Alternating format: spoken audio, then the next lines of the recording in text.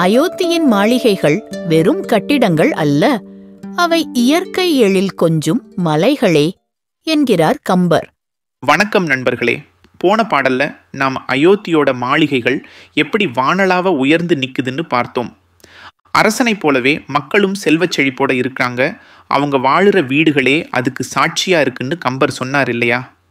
ஆனா அந்த வர்ணனை அதோட முடியல. கம்பர் அந்த மாளிகைகளை இன்னும் ஒரு படி மேலே கொண்டு போய் ஒரு அழகான மலைக்கு ஒப்பிடுறார். என்ன ஒரு கற்பனை பாருங்க! எப்படி அந்த மாளிகைகள் மலையைப் போல இருக்குதுன்னு சொல்றார். வாங்க கேட்கலாம். அருவியின் தாழ்ந்து முத்து அலங்கு தாமத்த விரிமுகிர்குலம் எனக் கொடிவிராயின பருமணிக்குவையன பசும் பொன் கோடிய பொறுமயில் கணத்தன மலையும் போன்றன. அருவியின் தாழ்ந்து முத்து அலங்கு தாமத்த முதல்ல சொல்றாரு. அந்த மாளிகைகளோட உப்பரிகைகள்ல இருந்தும் முகப்புகள்ல இருந்தும் முத்து மாலைகள் சரம் சரமா தொங்குதாம். அந்த மாலைகள் மெதுவா காத்துல அசைகிற காட்சி எப்படி இருக்கு தெரியுமா? ஒரு உயரமான மலையில இருந்து அருவி கொட்டுமே, வெண்மையா அழகா. அந்த அருவி விழுகிற மாதிரி இருக்குதாம் இந்த முத்து மாலைகள் தொங்குற அழகு.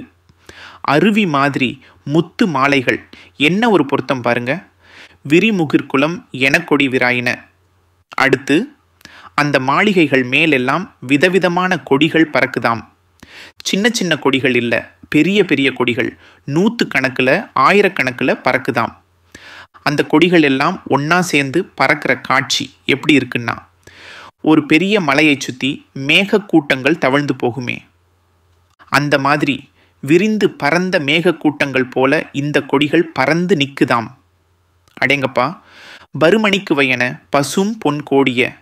அது மட்டும் இல்லை, அந்த மாளிகைகளில் பெரிய பெரிய விலையுயர்ந்த மணிக்கற்கள் குவியல் குவியலாக கிடக்குதாம். மாணிக்கம், வைரம், வைட்டூரியம்னு அப்படியே பசும் பொன்னும் மலைமலையா குவிஞ்சு கிடக்குதாம்.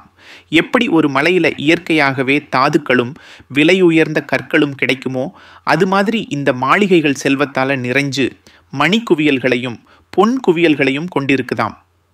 பொறுமயில் கணத்தன மலையும் போன்றன. கடைசியாக சொல்கிறார், அந்த மாளிகைகளில் மயில்கள் கூட்டம் கூட்டமாக இருக்குதாம். மலையில் மயில்கள் அழகாக தோகை விரித்து ஆடுறதை பார்த்துருப்போம் இல்லையா? அதே மாதிரி இந்த மாளிகைகள்லையும் மயில்கள் உலவுதாம். இதுக்கு இன்னொரு அழகான பொருளும் சொல்வாங்க அறிஞர்கள். பொறுமயில் கணத்தன அப்படின்னா மயில் போன்ற அழகான பெண்கள் கூட்டம் கூட்டமாக அந்த மாளிகைகளில் உலாவி வர்றாங்கன்னும் பொருள் கொள்ளலாம். எவ்வளவு அழகாக இருக்குது பாருங்க. இப்படி அருவி மாதிரி முத்து மாலைகளும் மேகம் மாதிரி கொடிகளும் இயற்கையான மணிகளும் பொன்னும் அழகான மயில்களும் அல்லது மயில் போன்ற பெண்களும் நிறைஞ்சிருக்கிறதால அந்த மாளிகைகள் பார்க்கிறதுக்கு அப்படியே ஒரு மலையைப் போலவே காட்சி அளிக்குதாம்.